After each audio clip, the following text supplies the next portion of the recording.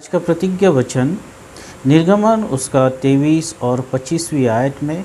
यहाँ पे इस तरह से लिखा है, और तुम अपने परमेश्वर यहोवा की उपासना करना,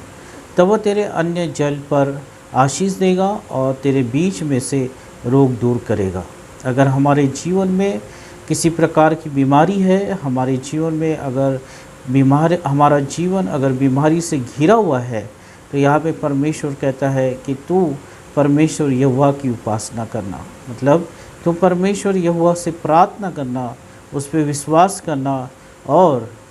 तब वह तेरे बीच में से रोग को दूर करेगा, तब तेरे जीवन में से वो बीमारी को दूर करेगा। हाँ मेरे प्रियो, अगर आज हम परमेश्वर पे विश्वास करते हैं और परमेश्वर की सामर्थ में अगर हम अपने जीवन को चलाते हैं, प्रत्येक दिन हम प्रार्थनाएं करते हैं, तो हमारे जीवन में कभी बीमारी पाई नहीं जा सकती है। अंधकार की दुष्ट शक्तियाँ, जो बीमारी की दुष्ट शक्तियाँ हैं, वो हमारे जीवन में नहीं पाई जा सकती, क्योंकि परमेश्वर का वचन कहता है कि वह यहोवा परमेश्वर तेरे बीच में से रोगों को दूर करेगा। तो उसकी उपासना करना और तेरे जल और अन्य पे वह आशीष देगा। जैसा कि हम बाइबल में देखते हैं, इसहाक जो है उस समय में बड़ा अकाल गिर रहा था, और इसहाक ने विश्वास के साथ उस बीज को बोना शुरू किया, और परमेश्वर ने उस बीज पे आशीष दिया, और परमेश्वर ने उस बीज को फलवन किया। ये परमेश्वर का अनुग्रह था उसके जीवन में कि उस अकाल में भी वो विश्वास करने पाया, मतलब परमेश्वर की उपासना करने पाया, परमेश्वर की आराधना करने पाया, और बड़े विश्वास के साथ उस भूमि पे उस अकाल के समय में बीज को बोया, जिससे कि परमेश्वर ने उसे फलवन किया, और परमेश्वर ने बड़ी आशीष को देके उस अकाल के दिनों में इसहाक की सारी ज़रूरतें पूरा किया। हो सकता है कि हमारे जीवन में ऐसी बीमारियां हो सकता है कि हमारा जीवन बीमारी से घिरा हो, निराशा से घिरा हो सकता है कि हम अपने भविष्य की चिंताओं में डूबे हुए हो, हमारे पास कोई काम न हो, हमारे पास कोई अच्छी नौकरी न हो, और हम सोच रहे हैं कि अब हमारा क्या होगा। पर ऐसे समय में अगर हम परमेश्वर की उपासना करते हैं, ऐसे समय में अगर हम परमेश्वर की प्रार्थनाएं करते हैं और परमेश्वर पे विश्वास करते हैं, जैसे इसहाक ने किया, अकाल के समय में परमेश्वर के नाम से और परमेश्वर पे विश्वास करके उसने बीज को बोया, उसी तरह से अगर हम अपने जीवन में प्रार्थनाओं की बीज बोते हैं और परमेश्वर की आराधना करते हैं, परमेश्वर के नाम को ऊंचा करते हैं, परमेश्वर हमें आशीष देता है।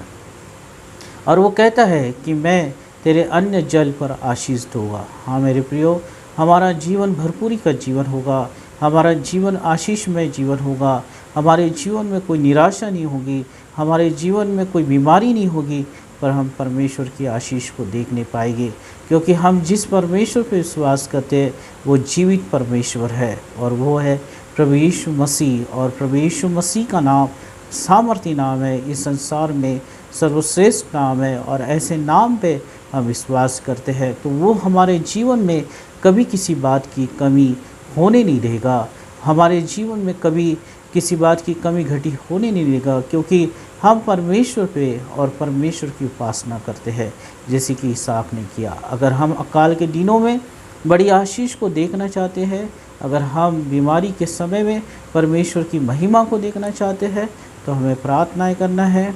हमें परमेश्वर की स्तुति करना है, हमें परमेश्वर की उपासना करना है, ऊँचे स्वर से परमेश्वर के गीतों को गाना है, प्रत्येक दिन बाइबल को पढ़ना है, और परमेश्वर के वचन को स्मरण करते हुए उस पर विश्वास करना है। और परमेश्वर देखिए आपके लिए स्वर्ग के दरवाज़ों को खोलेगा और स्वर्ग से एक बड़ी आशीष को देगा,